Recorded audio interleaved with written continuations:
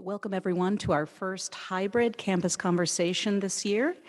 We're welcoming members of our community in person and also in our virtual online space. Today's conversation has a very special focus on the university's strategic priorities and some key goals coming up in the next few years. We'll first hear some introductory comments from President Ahmad Dallal, and then open up the floor for some questions from both those attending in the hall and also for those attending online.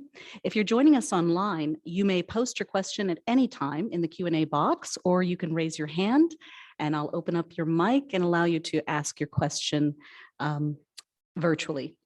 So without further ado, it's my great privilege to introduce President Ahmad Dallal. You have our undivided attention. Thank you, Michelle. It's great to finally be back in a hybrid format, and hopefully gradually we'll have more and more people attend these meetings.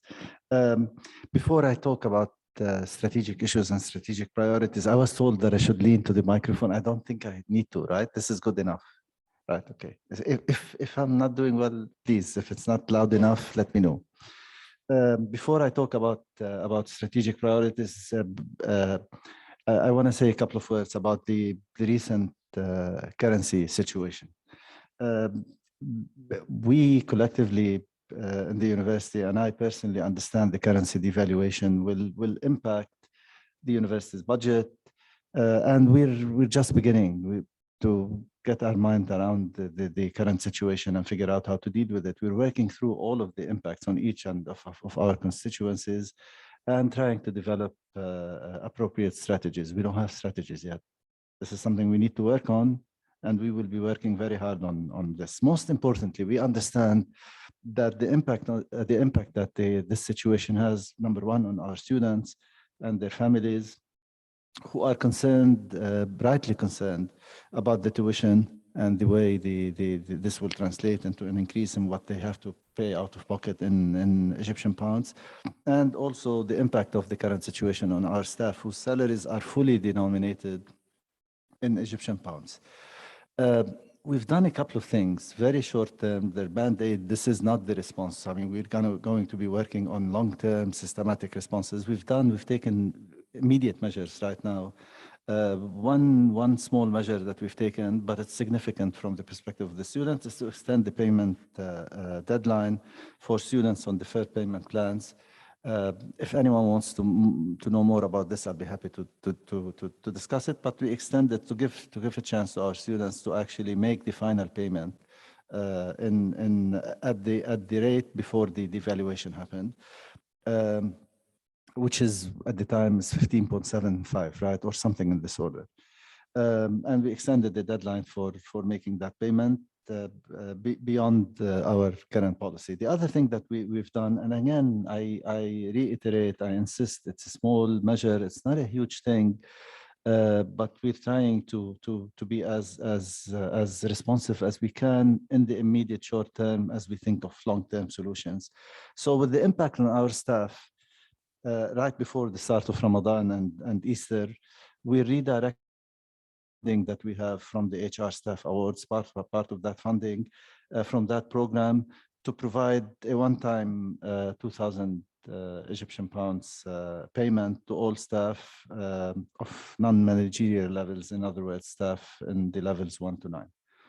Again, these are small measures. They're not long-term solutions. They're not a substitute for long-term solutions. And please believe me when I say that we will be working very hard on thinking through these long-term solutions. For the next fiscal year, we are currently in the budget planning cycle for fiscal year 2023, which starts in July.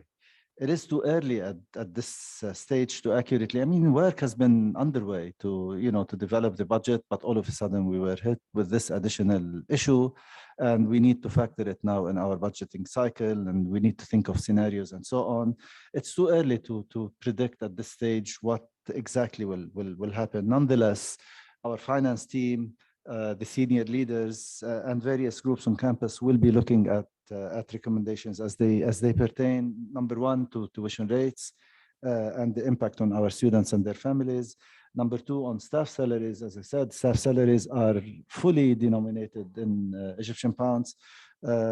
The balance of Egyptian pound and US dollar expenses, this is a big issue that we need to take into consideration. The faculty salaries that are denominated in, in large proportion in US dollars, and the operational expenses, including supplies, services, and utilities, and so on. All of this will be impacted. And at the end of the day, we need to come up with a balanced budget sheet. At this point, as I said, I don't know what the solutions will be.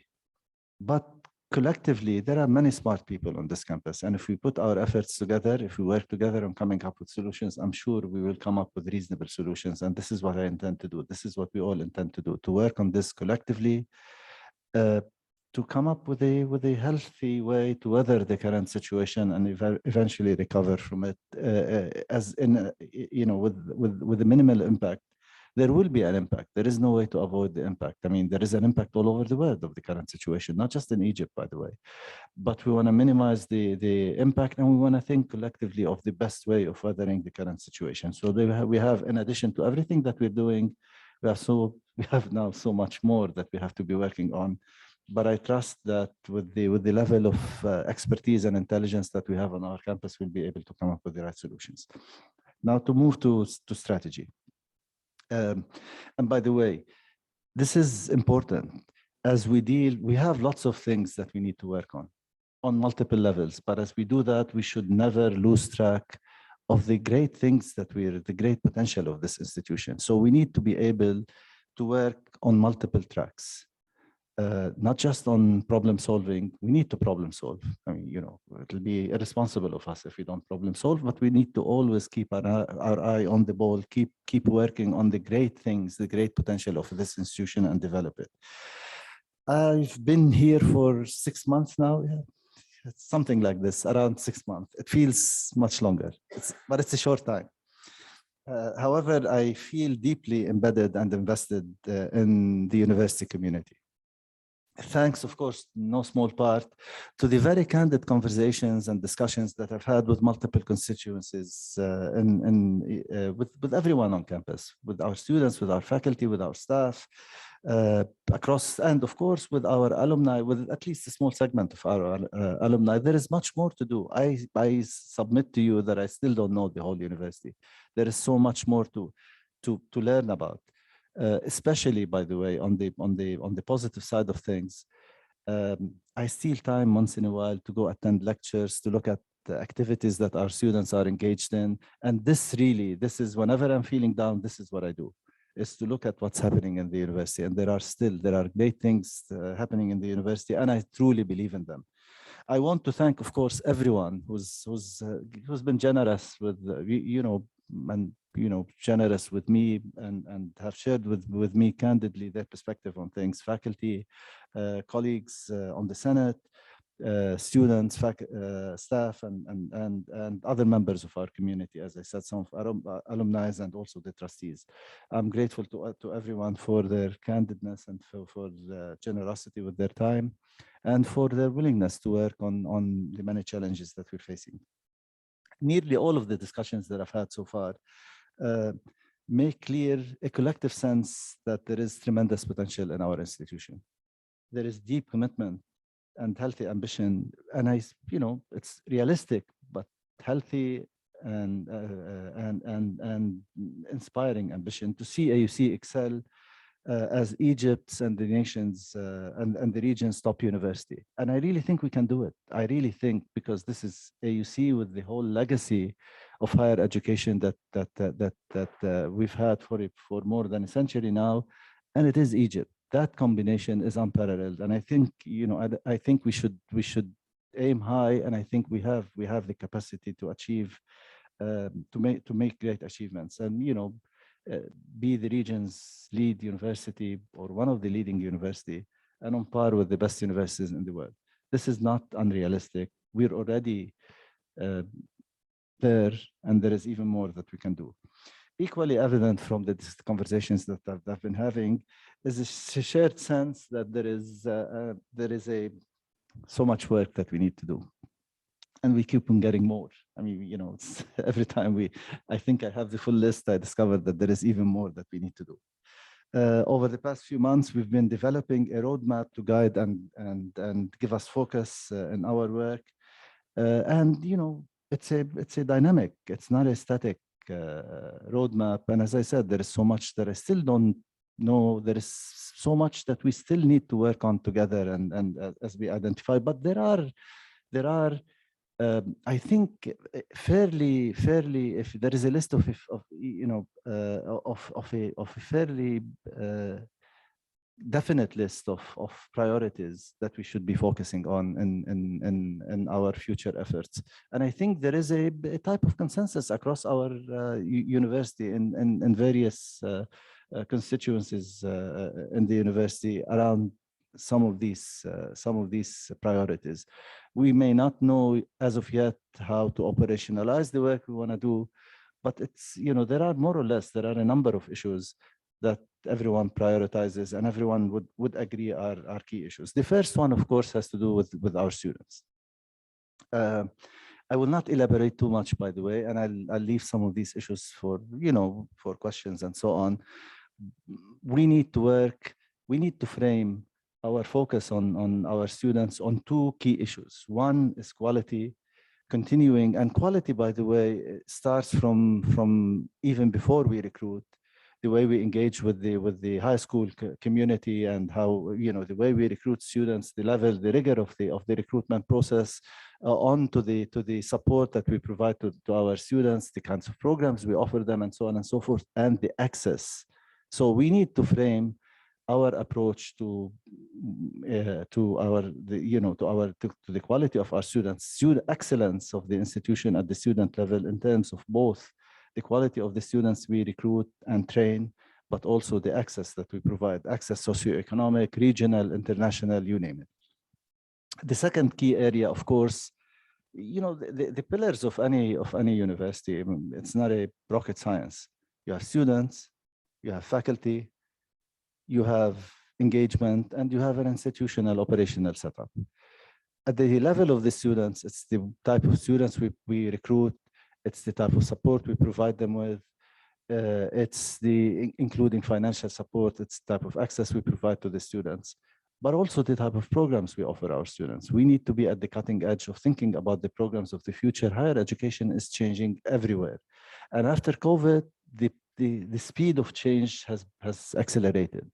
And I think we're already, by the way, we're already doing well in terms of keeping up with global changes in higher education, but there is more that we need to do, and we need to be systematic and deliberate. So the types of program we need to offer our students, the programs of the future, we need to modify our pedagogies so that they live up to the tools that we've learned how to use and how to deploy them effectively and creatively, and as we move forward. So this is the second general area, and I can elaborate some more in a minute. Then we have faculty, and we have faculty. It's again the quality of our faculty, our ability to recruit and retain and support top-notch faculty who meet the highest international standards. We've done this, and we want to continue to do this, but also to provide the support for the faculty so that they could do relevant research, so that they can excel in their research, and where possible, we should never restrict what the faculty. I mean, faculty choose their research areas on their. That's important to excelling. However, we could facilitate. We could facilitate certain areas of research and provide support. Areas of research, which again are emerging areas that speak to needs and to needs at the national and global level. So, in this regard, one very important thing to highlight as we think of faculty and as we think of academic programming and as we think of research is the essential role that interdisciplinarity plays in the future of higher education. Interdisciplinarity is the way of the future. There's hardly anyone who would contest or disagree with the fact that interdisciplinarity, there is no problem that today that could be solved in one discipline. all real life problems require people from multiple disciplines to collaborate and to provide solutions. The cutting edge research, by definition, in many areas, and by the way, we've been doing interdisciplinary work at AUC, but we need to intensify and amplify the interdisciplinarity of the work and the work that we're doing. But in parallel with recognizing the importance of interdisciplinarity for academic programming, we need to put in place structures that enable interdisciplinarity. It's not enough to say interdisciplinarity is good and then leave it at that. And if we do, it usually will not go anywhere. We need to put in place structures, institutional structures that enable and facilitate interdisciplinarity. This is work that we need to do together as we move forward. The fourth, I don't know how many, whatever, third, fourth, fifth, something like that. I had a friend who always said, I have 3 points, and then he would go on to list 10 points or 15 or whatever. He keeps it, he says 1, 2, 3, 3, 3, 3, 3. So I'll keep it at 3. The third area, of course, we need to have an environment that enables. In other words, we need to work on the operational side to polish, refine our operational setup, our efficiencies, to ensure that that there is an enabling environment to do better and to act more efficiently, to build on the capacities that we currently have, and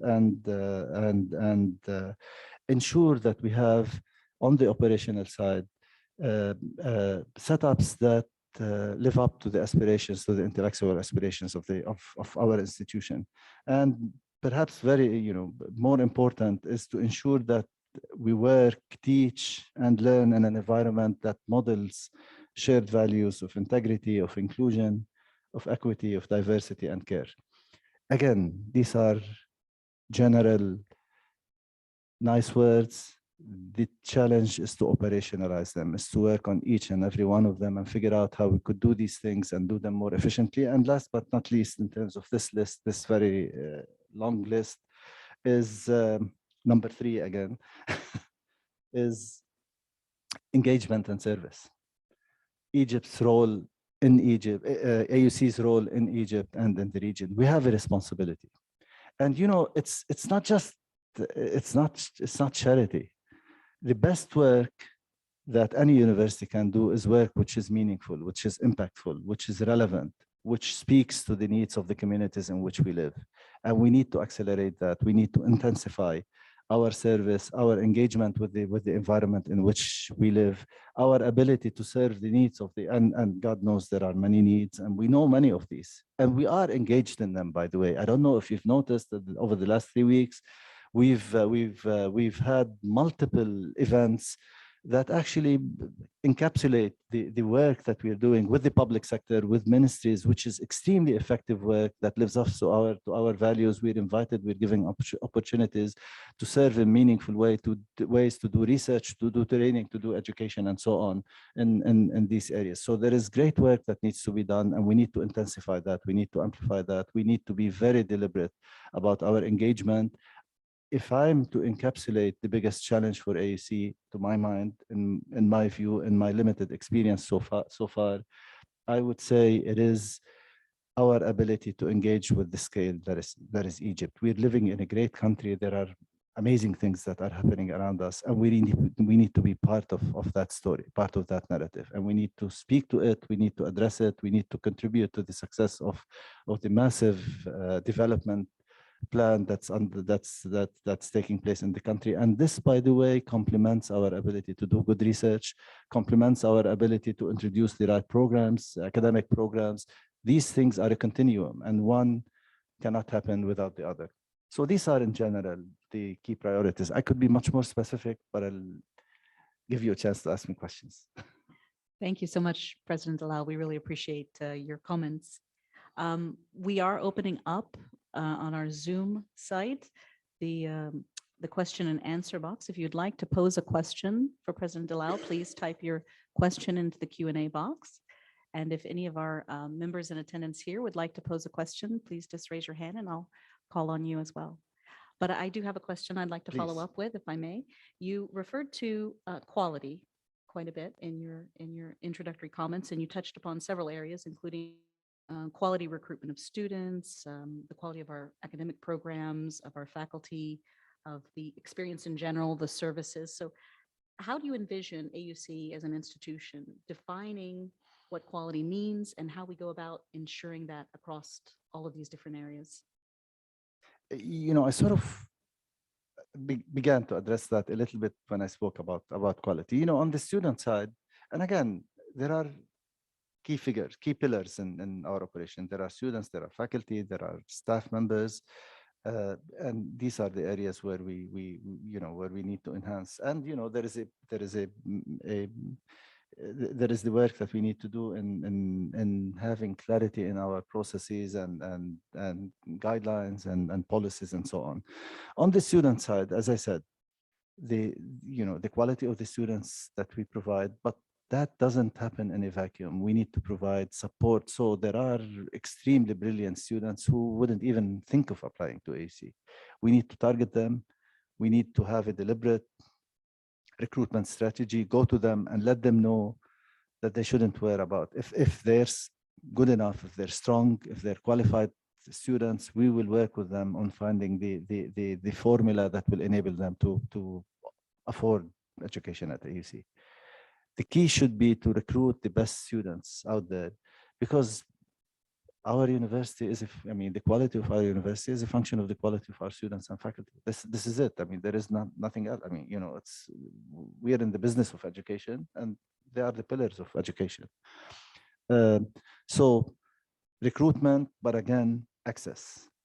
Recruitment alone is not sufficient. We have to be deliberate about our recruitment. We should go out, speak to people, let them know that they have an opportunity at AUC, that they shouldn't rule out AUC as a potential. Of course, we also need to let our the students and graduates, let them know what the value proposition is for AUC.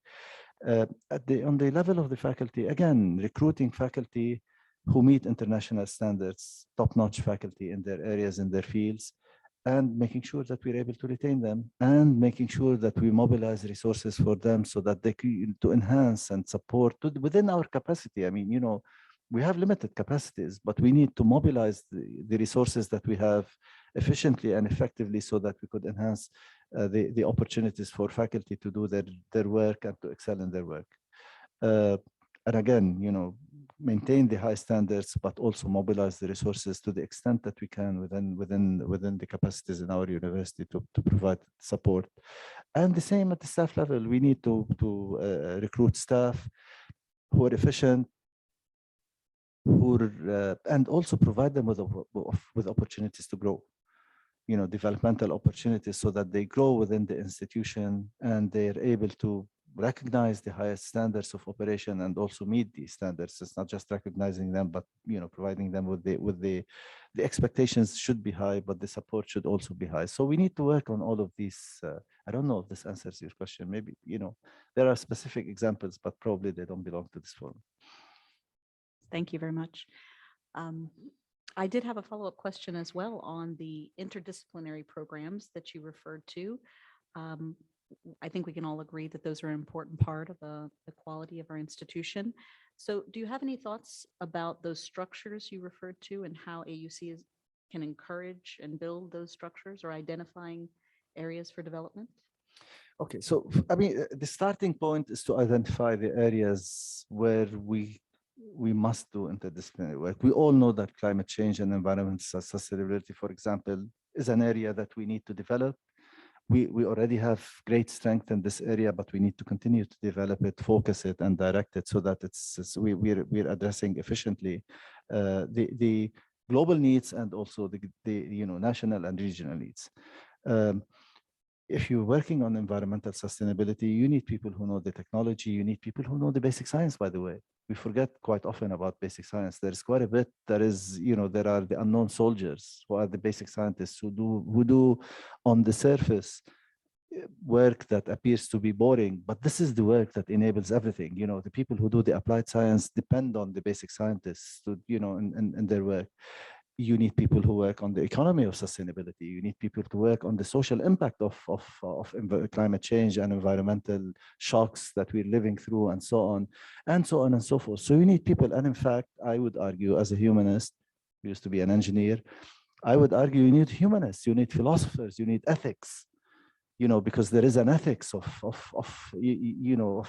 our responsibility to the world. So we need to deploy these areas. If we're going to be efficient, we need to deploy them, and we are. We have the climate. I mean, we're beginning to do that. I mean, we're not beginning. We've been doing it, but we're trying to do it on an even higher level and more focused and deliberate level. There is an initiative on climate change, as you probably know, and it's, of course, I mean, part of the impetus is coming from COP27, but it's not. We're looking beyond COP27. Now, on the operational side, here is the challenge always with interdisciplinary work across universities throughout the world. Academics are used to work in silos. And we need to learn how to work across silos together as a group, which means we need to put in place, if we don't have, we need to put in place, work together and putting in place mechanisms that reward interdisciplinary work rather than penalize people who do the interdisciplinary work. I mean, to simplify, quite often departments, I've had this in every institution where I served, quite often, departments tell people within faculty members in the department who are doing interdisciplinary work, that when evaluation time comes, they say, what's in it for us? I mean, this is a common mantra. It's not specific to AG. I don't know actually how applicable it is within our environment, but we want to make sure that people who are doing interdisciplinary work are rewarded for the work that they're doing. And because this is the work that the institution wants to do, we need to all get together, agree on what we want to do, and then reward the people who are doing the work, incentivize this type of work, create the structures within the university, the administrative structures and whatever. So there is work that needs to be done at the intellectual level in defining the fields. And then there is work that we need to do at the institutional level in terms of mobilizing the administrative setups and the evaluation setups to reward rather than, quote unquote, penalize administrative work. Interdisciplinary work. I really appreciate your comments, and it really does align to our core values and our liberal arts, mission that is a part of our entire university. So I do appreciate that.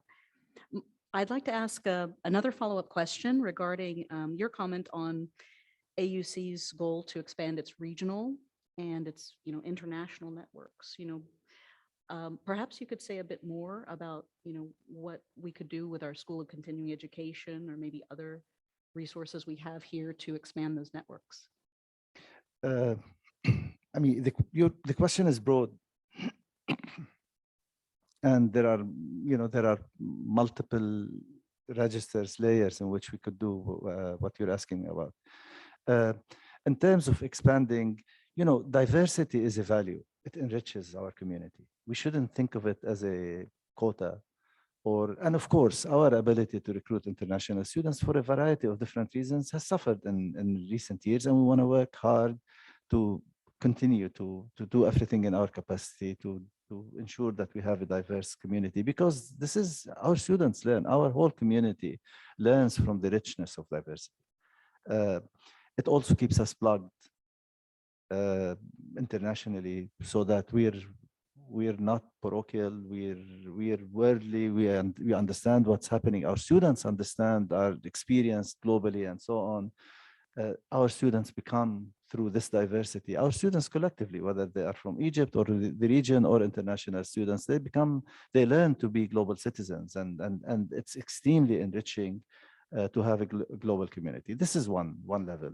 At the academic level, we have agreements, and these agreements, again, there's the ebb and flow, they go up and down, these agreements, but we need to double our effort to have academic agreements with international programs, and not just programs they're very important, programs that are focused on the Middle East. Historically, we've had these collaborations, and I hope we'll be able to restore them and build on them. But there are other areas which are extremely important, other areas of research which should be of great interest to any international researcher. The urban development that's happening in Egypt is extremely important. If I'm a researcher in this field, I would love to come and study it, and to come to Egypt and study it, not because I'm interested in Middle Eastern studies, but because it's an example in its own right, worthy of study and so on. The type of environmental sustainability research that is done In this particular environment, environmental sustainability means different things in different places. There isn't a single model that fits all. Even the economic model for sustainability, the economy of sustainability is something that changes from country to country. There are gaps and disparities between the global south and the global north and so on. These are in their own right extremely important research question for any serious researchers, and we should be able to reach out to researchers, identify them, invite them to come and partner with us in the work that we do. So partnerships, not just partnerships for exchange programs, they're very important. We need to work on that, but partnerships in research on a variety of research topics. This is another thing. In terms of the School of Continuing Education and our executive education programs, I spoke about engagement and service. And one of the things, again, given the pace of development in the country and the huge, the massive projects, massive development projects that are undertaken in the country, one of the things that the country needs is to upskill mid-career professionals. So we need to reach out to them. We have the templates for these programs. I mean, we have a range of programs that we offer through our continuing education programs. They've been extremely influential. They're tested. We know that they're impactful. We need to scale them up. We need, again, engaging with the scale that is Egypt. Egypt is not a small country. Egypt is a big country, and we need to be able to do what we're doing now, but to do it on a much larger scale and a much more effective and deliberate scale. So we need to do that, and to do it effectively, we would need to partner with sister institutions, with national universities, because this is work. There is enough work for all of us. We shouldn't think in terms of competition. We should think in terms of amplifying our impact collectively through exploring all possibilities. Again, there are, I'm not saying it's endless. We're all bound by resources and so on, but we should explore all possibilities to collaborate with national institutions, to collaborate with the public sector. I don't know if some of you might have seen the work that we're doing with the Ministry of Planning and Development, JPAL. I think this is amazing work, extremely important work for Egypt, for our researchers, for everyone. We need to intensify our collaboration with the public sector, again, with a range of possibilities where our researchers could contribute to the study, in a variety of different ways. So we need to also explore possibilities for collaboration with industry. Again, all universities are doing that. Collaboration between higher education institutions, collaboration with the public sector, and collaboration with industry. And that combination, I think, can only amplify our ability to serve and to serve better. Thank you. That's very encouraging. I'd like to invite one of our community members from Zoom, Marwa Hussein, would like to ask a question. Marwa, go ahead.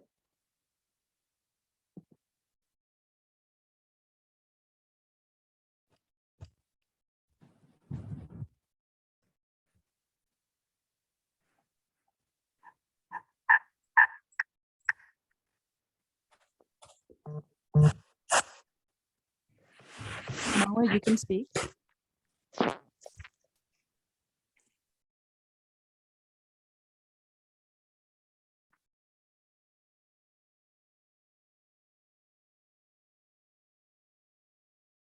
Okay, maybe she changed her mind. We do have, let's see if she put a question in the box for us. Okay, we have a question from Dalia Wahden, who is asking about research at the doctoral and postdoctoral scales. And her question is, would you kindly elaborate on your ideas for supporting this scale of research? Are there existing infrastructure at AUC that could support research at this scale, particularly in interdisciplinary fields such as urban studies or environmental studies? And would this scale be possible by partnering with other institutions? The short answer is yes, for both, of course. Now, look, we don't have a very large graduate program, and we need to think deliberately and responsibly about possibilities. We will not have a graduate program. We shouldn't be in the business of minting PhDs, but we should have deliberate PhD programs that are paired with the key advanced research that we're doing, where we bring students to work on these important research topics with their advisors and faculty, where we stand a chance of making a difference, making an impact. This is one thing. The other thing, which I think, and this is the provost has pointed this to me on several occasions, there is a need at the national level for qualified PhD students, and we may be able to contribute. But again, we need to choose the areas that make sense for us. We cannot do this in every single area. We may be able to train some PhD students who can go ahead and serve in the national institutions and so on. So this is another way of serving.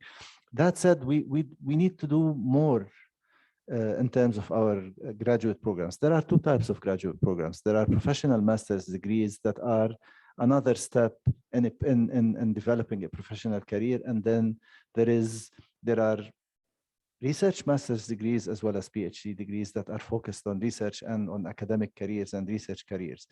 And I think there is room for developing both. We need to think about that. We need to, if we're serious about doing that, we also need to think about the financial model for supporting, for operating and supporting these programs and so on. But I think there is an emerging sense that there is more that we should do, and we should be working on this as well.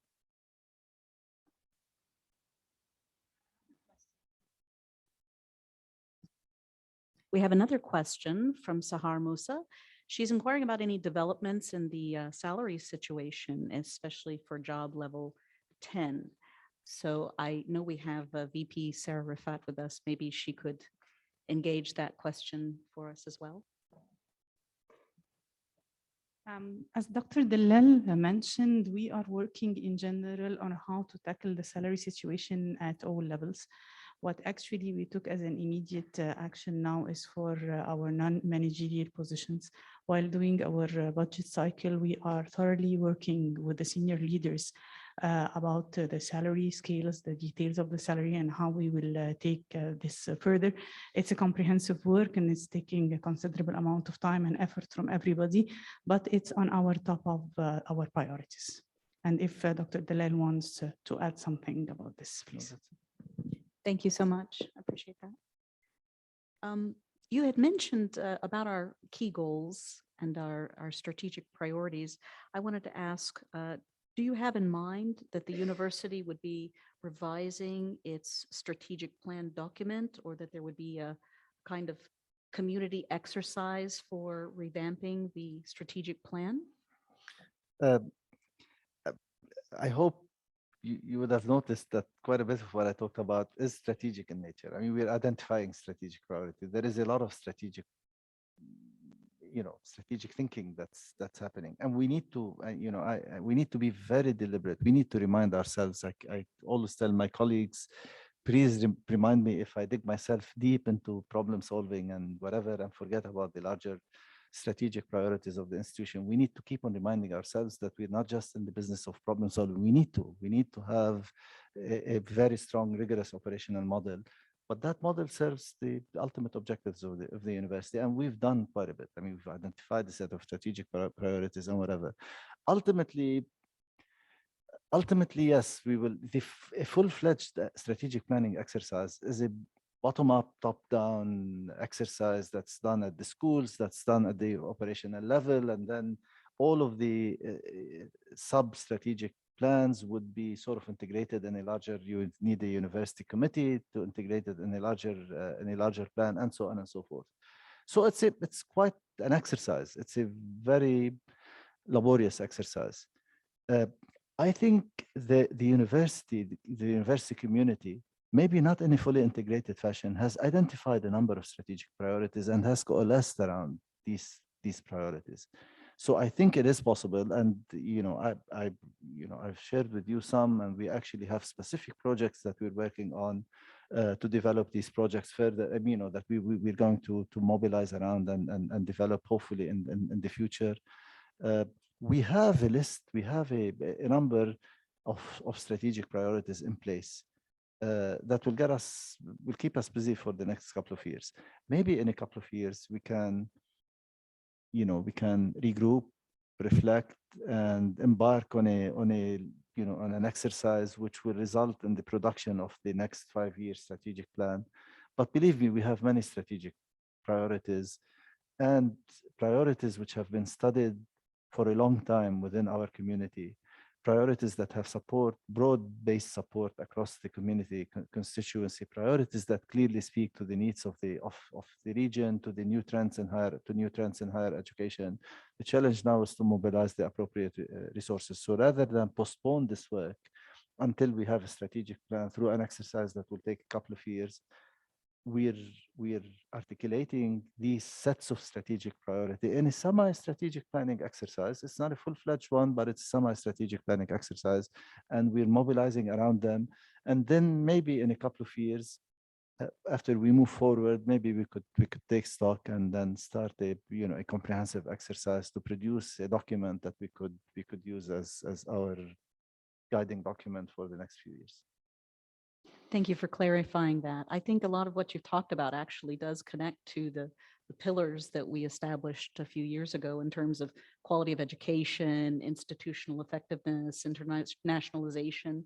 It kind of links up to what you've been discussing. So I don't see there's a wide diversion between what we've constructed and cascaded over the last few years and what you're discussing today. So another question that has come up is related to, of course, our response to COVID. We see that the pandemic has kind of been taking a turn in the world and in Egypt. How do you see these changes impacting what we will be doing here at AUC, and what can we expect in the next few months? Last night my daughter wrote to me from New York. She lives and works in New York, and she had COVID earlier on. She had 3 shots and she got COVID again. So COVID is not over yet. I mean, luckily the symptoms are minimal so far, but it's not. I mean, it's not completely behind us.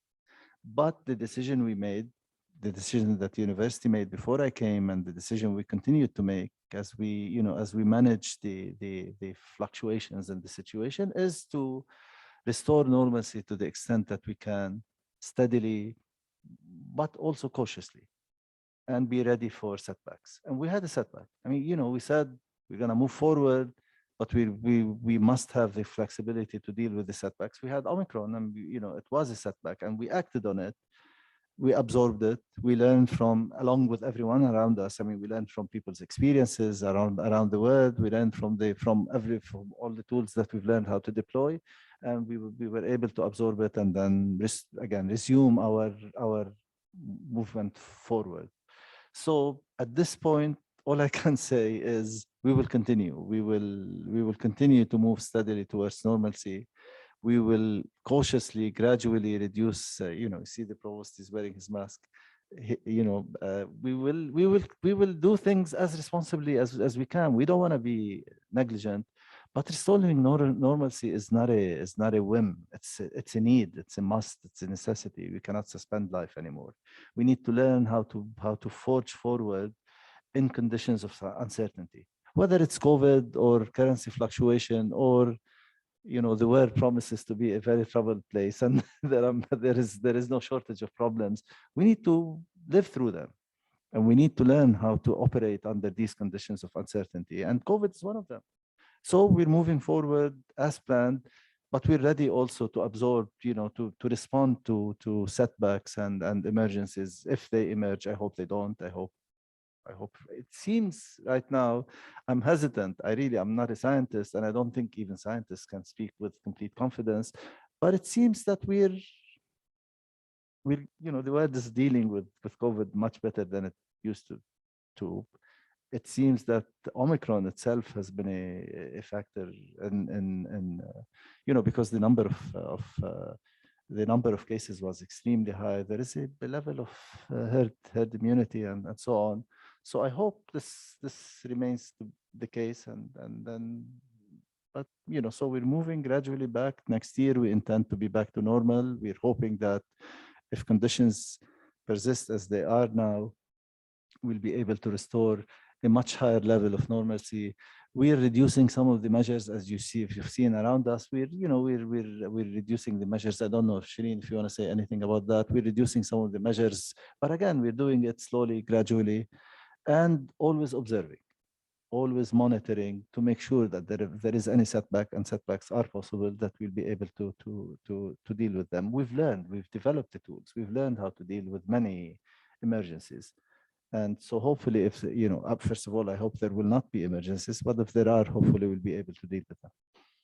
Shireen? Thank you very much. We had a specific question regarding COVID from one of our community members. Devin Murray asks, with other countries easing COVID restrictions, is there any update on the university's mask policy? So Shireen, I don't mean to put you on the spot, but could I ask you to address that question? Sure. So in regards to masking, we're still maintaining masking in indoor spaces and classes while we're relaxing the measures in outdoors. We're following, global guidelines and standards, so we're also following there. So that remains to be our policies in place.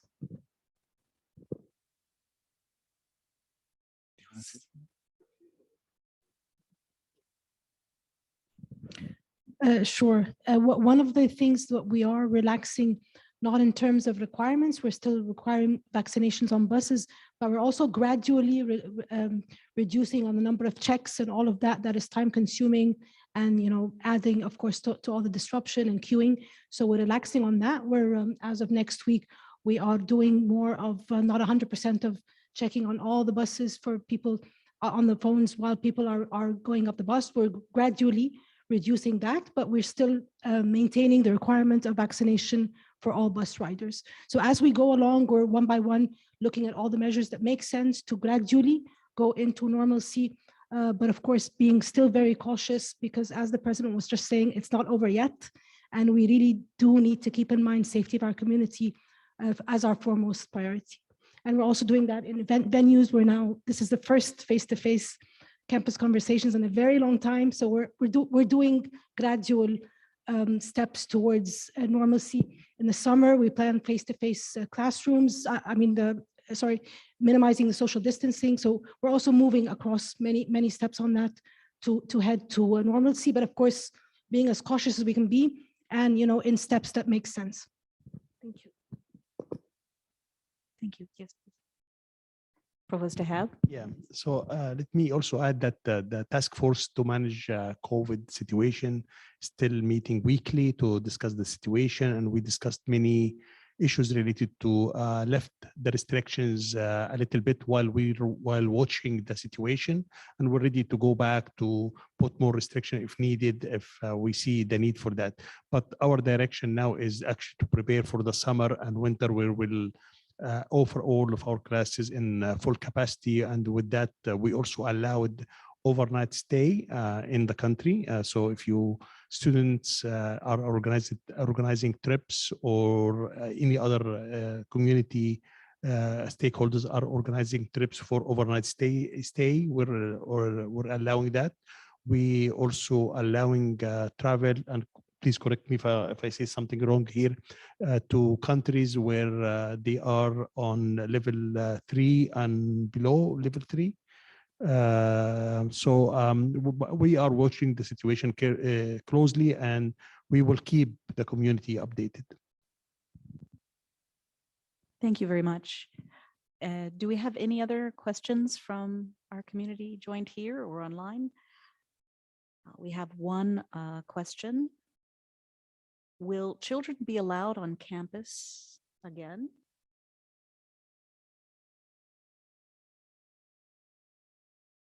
Well, yes. I don't think we've made a decision on that one, but Business essentials. So it's the question that deals with. So to put it differently, if I may, we're moving steadily, but one bit at a time, and hopefully we'll provide more access gradually, and we provide opportunities for more activities and so on. But, we're not waiting years and years, but we're moving one step at a time, just to be safe. So, we've waited for a very, very long time. As we move, let's not rush completely into everything. I mean, we intend to move as quickly as possible, but with some safety. So we're introducing many more measures. Is this accurate? And just to clarify, we do have a provision for visitors at this time, Rachel, or for business purposes since the beginning of COVID is that visitors should be limited at this point to business critical. So that's the general visitors policy. There hasn't been a change in that yet, but that means that most of the visitors who are coming in are guest speakers in classes, vendors who are providing services to the university. It's not that they're sort of urgent visits, but they're visits that contribute to the mission of the university. Thank you very much. I think we'll end with one final question, which I think is connecting very nicely to something that you said regarding care. This online community member said, the motto, leading with care. Are there initiatives that we are currently starting now targeting students and staff and faculty to follow up on this plan for leading with care? You know, I wouldn't pin it down on one particular initiative, but in almost everything that we do, that should be a factor in our thinking. And we'll have to figure out how to translate it in everything that we do. I mean, in the way we deal with our students and care for them, and the way we deal with problems that we're facing collectively, that our community is facing collectively, recognizing the problem and doing our utmost best to deal with these things in ways which are responsive to the needs of our community, and so on and so forth. So it's not so much one particular initiative, but it's an ethos that should translate in everything that we do across the university. Thank you very much. And we certainly appreciate your care in coming to speak to the community today. One more final question regarding graduation. If we could invite your thoughts on what we can expect for June 2022. So I think that if I remember the dates correctly, the graduation for the spring class will be in June, around June 2021. Around that time, I don't remember the exact date. Most likely 22, but maybe 20. We're still trying to finalize the exact date. Yeah. Most probably 22. But we're still also looking into the graduating class that graduated in the fall. We hope that we do their graduation in May. We will be announcing that very soon. Thank you very much, Provost Ahmad. President Dallal, if you have any final comments? Thank you, Michelle. Good to talk to you, and thank you to everyone who came here. I'm glad again we're beginning to resume, albeit in a hybrid fashion, our meetings face to face, and hopefully we'll be able to do much more of that. We have a lot of work ahead of us. We have issues that we need to work on, but I'm confident that there is enough intelligence in this and care in this institution that we'll be able to weather this period and come out safely. Thank you very much. And thank you to all who have attended either in person or virtually for our campus conversation. Have a wonderful day.